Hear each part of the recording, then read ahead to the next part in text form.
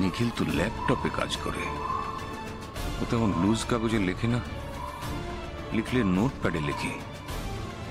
তাহলে ওটা কিসের কাগজ? ছোট বৌমা নিখিলকে কিছু লিখে রেখে যায়নি তো?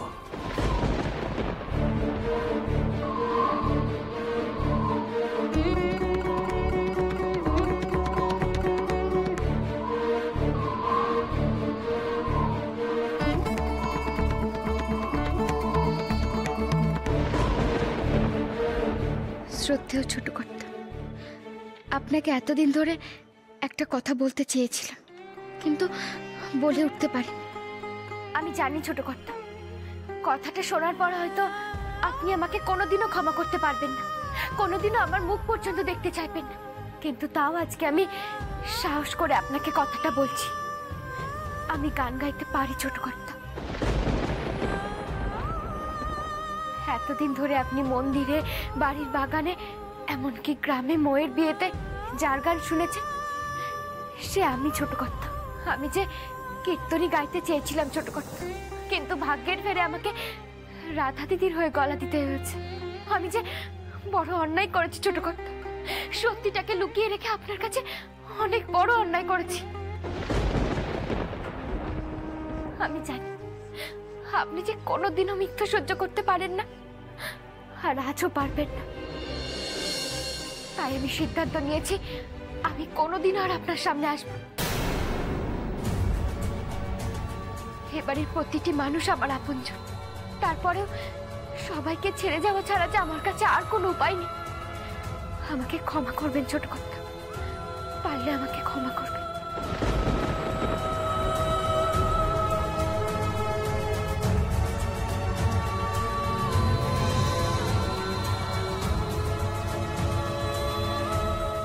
যা ভেবেছিলাম তাই। ছোট বৌমা আর সত্যি চেপে রাখতে পারেনি, নিখিলকে সব লিখে রেখে গেছে। ভাগ্যিস চিঠিটা আমার নজরে পড়লো। এসব কথা এখনই কাউকে জানতে দেওয়া যাবে না। চিঠির কথাটা শুধু আমি আর ছোট বৌমা জানবো, আর কেউ জানবে না।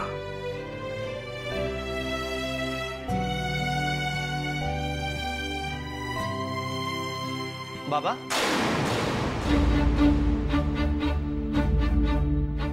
তুমি এই ঘরে কি করছো বাবা?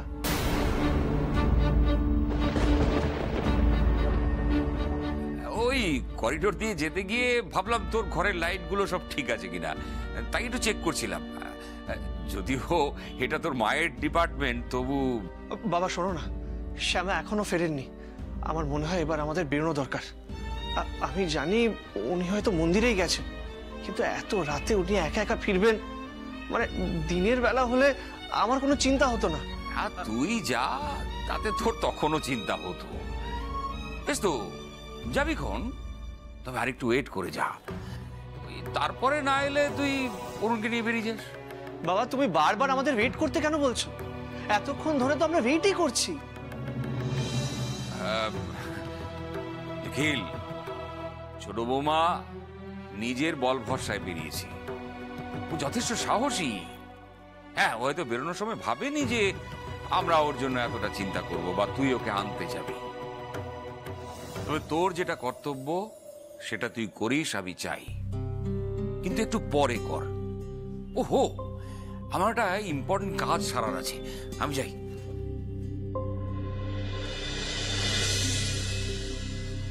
বাবার কথাই হয়তো ঠিক, আমরা সবাই দুশ্চিন্তা করব সেটা হয়তো শ্যামা ভাবেননি, কিন্তু আমার যে দুশ্চিন্তা হচ্ছে কেন জানি না, মনে হচ্ছে শ্যামা মন্দিরে যাননি। আর যদি সেটা সত্যি হয় তাহলে এত রাতে উনি কোথায় গেছেন, এরকম একা একা?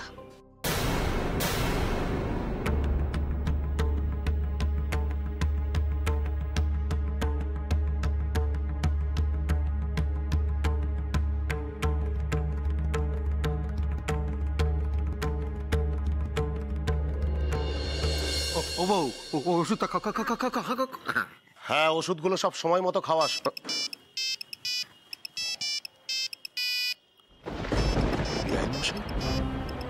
আজকে এত রাতে বিআই মশাই ফোন করেছে? এই কানাই, হ্যাঁ বিআই মশাই ফোন করছে। শ্যামা ঠিক আছে তো? তুমি আগে ফোনটা ধরো না, ধরো। হ্যালো বিআই মশাই। হ্যাঁ বিআই মশাই, এত রাতে ফোন করলেন, বলছি সব ঠিক আছে তো বিআই মশাই? সব ঠিক আছে তো? ছোট বৌমা আজ বাপের বাড়িতে যাচ্ছে।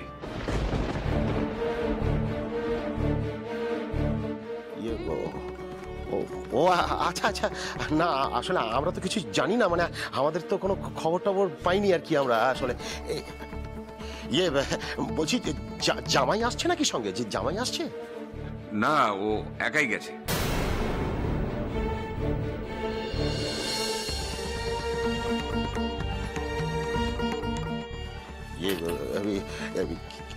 কি হয়েছে বিআই মশাই? মানে কোনো অশান্তি টশান্তি কিছু নয় তো? মানে না না, আসলে ছোট বৌমার মনটা ভালো ছিল না।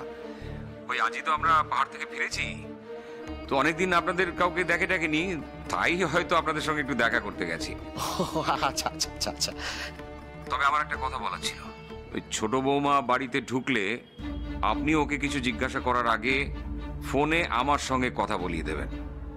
আমি অপেক্ষা করছি। আমি কাল ভোরেই ওকে আনতে যাব, ওখানে গিয়ে বিশদে কথা বলে নেব। আচ্ছা আচ্ছা, ঠিক আছে ঠিক আছে। হ্যাঁ, ও এলেই না আমি আপনার সঙ্গে কথা বলছি। কেমন কেমন বিআই মশাই? হ্যাঁ ঠিক আছে, আমি রাখছি। আচ্ছা আচ্ছা।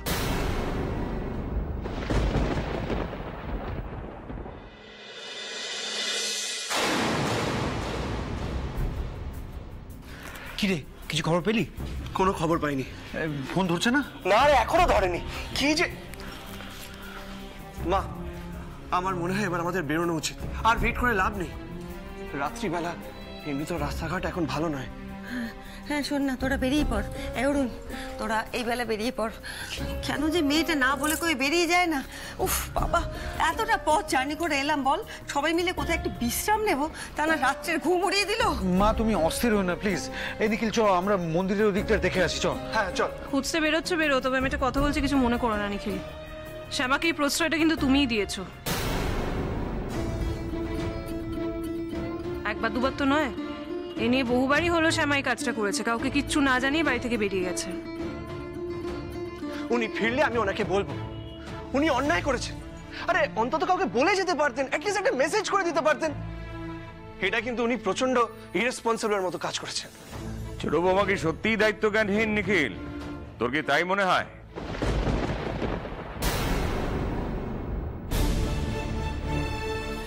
না বাবা, আমার সেটা মনে হয় না, কিন্তু আজকের ঘটনার পর আমি সেটা মনে করতে বাধ্য হচ্ছি। সবটা না জেনে বিচার করা ঠিক নয় নিখিল। আমার সঙ্গে বিআই মশাইয়ের এক্ষুনি কথা হলো, ওদের কোন এক আত্মীয় হঠাৎ খুব অসুস্থ হয়ে পড়েছেন। সেটা শুনে শ্যামা বাপের বাড়িতে গেছে।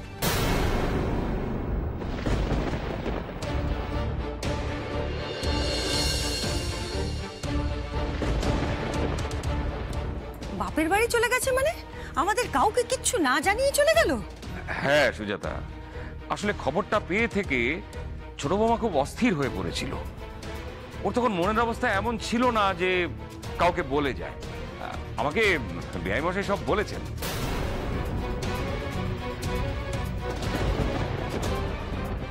বাবা শিওর কিছুটা লুকিয়ে যাচ্ছেন। এই কথাটা পুরোপুরি সত্যি হতে পারে না। বাবা শ্যামা এতটাই অস্থির হয়ে পড়েছে যে কাউকে কিছু জানাতেও পারেনি। এমন কে অসুস্থ? না, যিনি অসুস্থ উনি কি একেবারে হসপিটালাইজড? হাসপাতালে? আমি আমি একবার ফোন করে দেখি। ও বাড়িতে এত বড় এমার্জেন্সি, আমাকে একবার বলতে পারতেন, আমি গাড়ি পাঠিয়ে দিতাম, উনি আরো তাড়াতাড়ি পৌঁছে যেতেন। আচ্ছা বাবা, কারণ বড় সড়ো কিছু হয়ে যায়নি তো? মানে কেষ্ট ঠিক আছে?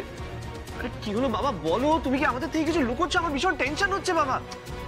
বাবা নিখিল, তুইও তো দেখছি তোর মায়ের মতো সামান্য কারণেই বেশি বেশি করে টেনশন করতে শুরু করিস। কেষ্টর কিছু হলে আমি কি বলতাম না? মাসিমণি, শ্যামার বাড়িতে কেউ অসুস্থ, তুমি জানো না খবরটা? তোমার সাথে কারো কথা হয়নি ওদের বাড়ির? তুমি তো শ্যামার ফ্যামিলির সবাইকেই চেনো, তুমি এটা ফোন করো না, ফোন করে কথা বলো।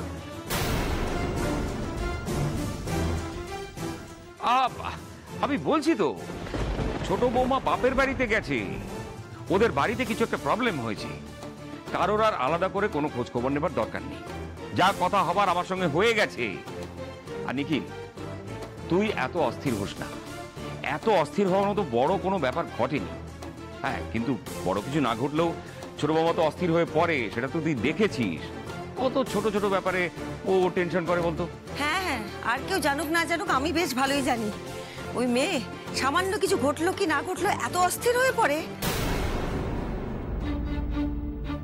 আসলে শ্যামা খুব সেন্সিটিভ তো, তাই ওর অনুভূতিগুলো প্রবল, সেই জন্যই এরকম বারবার হয় আর কি। যাই হোক, আমাদের আর এসবের মধ্যে ঢোকার কোনো দরকার নেই। আমি বেআই মশাইকে ফোন করে কথা বলছি, কি হয়েছে না হয়েছে আমি বুঝে নিচ্ছি। তোমরা টেনশন করো না এখানে দাঁড়িয়ে থেকে। যাও যাও, সবাই ঘুমোতে যাও। শ্যামা যে কি কারণে বাড়ি ছেড়েছে সে আমি বিলক্ষণ বুঝতে পারছি জামাই দাদা। আর এটাও বুঝতে পারছি যে সত্যিটা তুমি সবাইকে জানাওনি, আর এখনই বোধহয় জানাতে চাও না। যাক বাবা, কিছুটা তো স্বস্তি পাওয়া গেল। বাবা, তুমি কিন্তু অকারণে শ্যামাকে গার্ড করে যাচ্ছ। যতক্ষণ না আমি পুরো ঘটনাটা জানতে পারবো ততক্ষণ ওনাকে পুরোপুরি দোষমুক্ত বলতে পারবো না। I am sorry.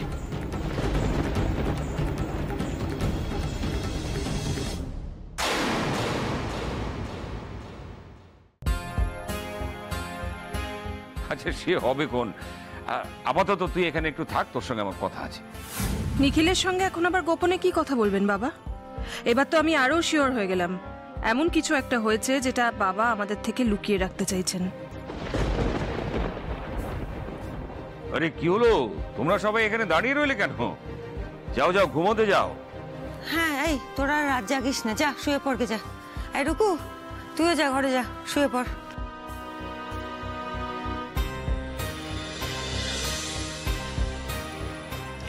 দিশা চলো।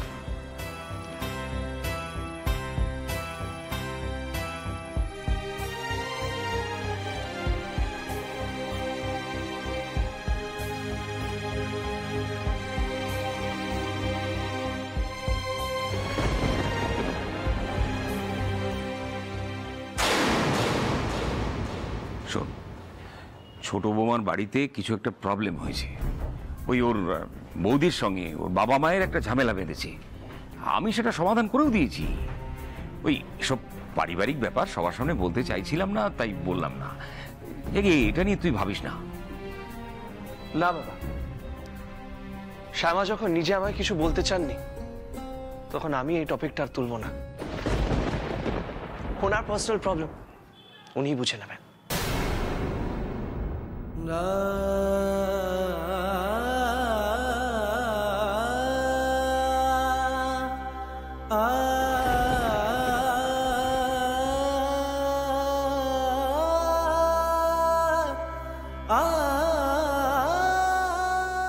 এতদিন ধরে চলতে থাকা একটা অন্যায়কে বন্ধ করার জন্য আমাকে আজ মিথ্যের পর মিথ্যে সাজিয়ে বলতে হচ্ছে। আমি অপারগ নিখিল, তোকে এখনই কিচ্ছুটি বলতে পারবো না। যা হয়েছে সেটা তুই এই মুহূর্তে জানলে পরিস্থিতি আরো জটিল হতে পারে। এই সংসারটার উপর দিয়ে ঝড় বয়ে যেতে পারে। সে তো আমি হতে দিতে পারি না। আগে আমাকে সবটা বুঝতে হবে, ঠিক করতে হবে, তারপর জানবি তোরা। তার জন্য ছোট বৌমার মুখোমুখি হতে হবে আমাকে। কয়েকটা কথা পরিষ্কার করে বুঝিয়ে দিতে হবে।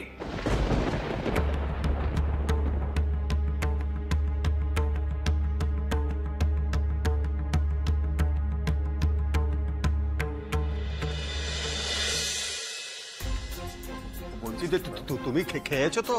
হ্যাঁ, খেয়ে নিয়েছি আমি। বাবা, তুমি খেয়েছো? ঠিক আছে। এই তো ফোন এসেছে বিআই মশাই। হ্যালো বিআই মশাই। হ্যাঁ হ্যাঁ, বলুন বিআই মশাই। আমি তো ভীষণ ভীষণ চিন্তায় আছি। চিন্তার কিছু নেই, শুধু একটা কথা মাথায় রাখবেন। আমাদের বাড়ি থেকে যদি কেউ ফোন করে, এমনকি আপনার জামাইও যদি ফোন করে কিছু জানতে চায়, তাহলেও আপনি আমার শিখিয়ে দেওয়া কথাগুলি বলবেন। আর আমি জেগে আছি। শ্যামা এলে আমি আগে ওর সঙ্গে কথা বলবো। আমার আগে যেন শ্যামা এই বাড়ির কারোর সঙ্গে কোনো কথা না বলতে পারে, ঠিক আছে? ঠিক আছে, আপনি যেমন বলবেন, আপনি যেমন বলবেন। হ্যাঁ, কাল সকালেই আমি নদিয়ায় আসছি, চিন্তা করবেন না। ইয়ে, বলছি বিআই মশাই, ইয়ে মানে আপনার কথা শুনে মনে হচ্ছে যে একটা বড় বিপদ টিপদ কিছু ঘটেছে। মানে আমার শ্যামার কিছু হয়নি তো? আমার মনে হয় শ্যামা ঠিক আছে তো? খুব ভয় করছে বিআই মশাই, খুব ভয় করছে আর কি। ভয় পাওয়ার মতো কিচ্ছু নেই, আমার উপর একটু ভরসা রাখুন। শুধু আমি যেটা বললাম তার বাইরে যেন কিচ্ছুটি না ঘটে সেটা খেয়াল রাখবেন, তাহলেই হবে। ঠিক আছে, আমি রাখছি। আচ্ছা আচ্ছা, হরে কৃষ্ণ, হরে কৃষ্ণ, হরে।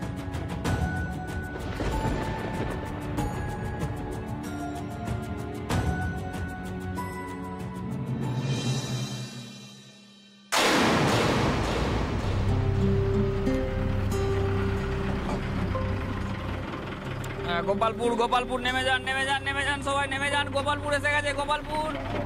নেমে যান, নেমে যান, নেমে যান, নেমে যান। ও দাদা, গোপালপুর এসে গেছে, নেমে যান, নেমে যান। বলছি, আপনারা কি বিল্লগ্রামের দিকে যাবেন? না তো মা, আমরা সোনার পুকুর যাব। তুমি আমাদের সাথে যাবে কি মা? না না, ঠিক আছে, আমি বিল্বগ্রামের দিকে আচ্ছা, যাব। মা, সাবধানে যেও। হ্যাঁ,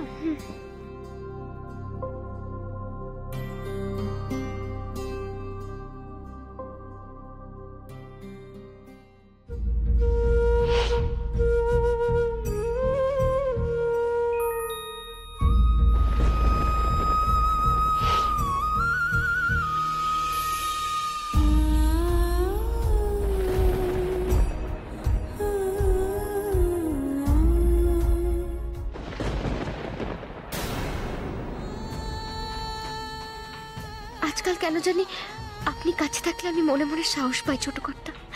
আগেও তো একা একা এই অন্ধকার পথ ধরে গেছি আমি, কিন্তু আজ আজ আমার খুব ভয় লাগছে।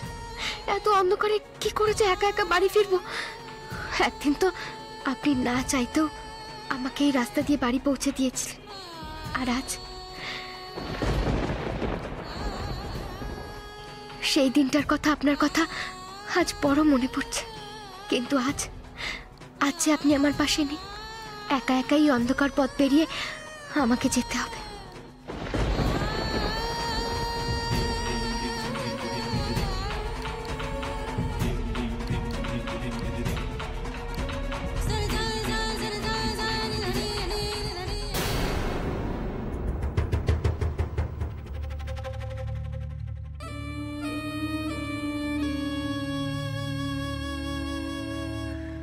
আচ্ছা মা, শ্যামা তো বাড়ি থেকে বেরিয়ে গেল।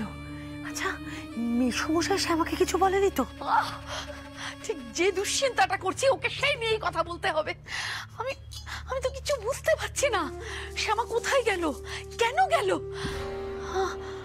জামাই দাদা তো মনে হচ্ছে সবটা জানে, তাহলে তাহলে সবাইকে এভাবে লুকিয়ে গেল কেন? আমি আমি কিচ্ছু মেলাতে পারছি না। জানিস জানিস রাধা, আমি ওই কৃষ্ণচরণকে ফোন করলাম, আরে ফোন বেজেই গেল, সে তো ফোনই ধরলো না।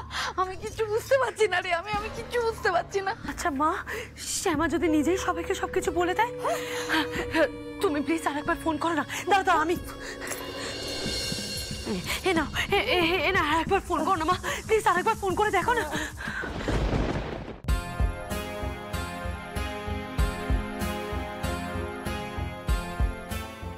বাবা, আমার কিন্তু ব্যাপারটা মোটেই সুবিধে ঠেকছে না। শ্যামার শ্বশুর মশাই হঠাৎ করে ফোন করে বললেন শ্যামা এই বাড়িতে আসছে। কেন আসছে বলুন দেখি? আরো কি বললেন, কেউ যদি জিজ্ঞাসা করে বলতে আমাদের কোনো আত্মীয় স্বজন অসুস্থ, কারো কাছে কিচ্ছু যেন আমরা জানতে না চাই। তাই তো বললাম। এত লুকোচুরি কেন বলুন দেখি? আপনার কি কোনো রকম আশ্চর্য লাগছে না এই সমস্ত দেখে? যা বলছে সবই তো মেনে নিচ্ছেন। না, আসলে কি হয়েছে বৌমা, দেখো আমি তো ভীষণ চিন্তার মধ্যে পড়ে গিয়েছি। মানে বুঝতে পারছি না ঠিক যে কি হয়েছে, আমার কি করা উচিত।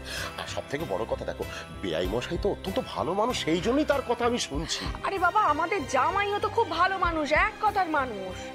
দেখুন, পরে যদি ও শুনতে পায় যে আমরা তার সাথে মিথ্যে কথা বলেছি, তাহলে আমাদের সম্মানটা থাকবে বলুন দেখি? এইটা তো তুমি ঠিক কথাই বলেছো। হ্যাঁ রে কানাই, বৌমা কিন্তু ঠিক কথাই বলেছে। আমি তো উভয় সংকটের মধ্যে পড়ে গেলাম রে।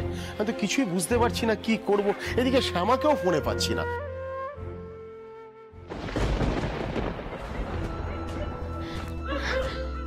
মনে হচ্ছে এই রাস্তাটা দিয়ে গেলে তাড়াতাড়ি বাড়ি পৌঁছে যাব। ওই দেখ কে আসছে, দেখ ওই দেখ। ও মামনি, দাঁড়াও দাঁড়াও দাঁড়াও, কোথায় যাচ্ছ?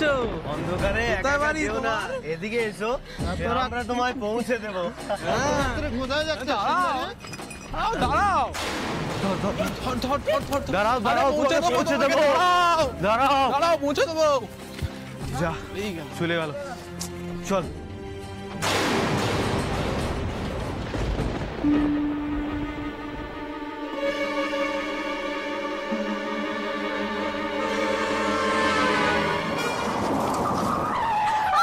শ্যামা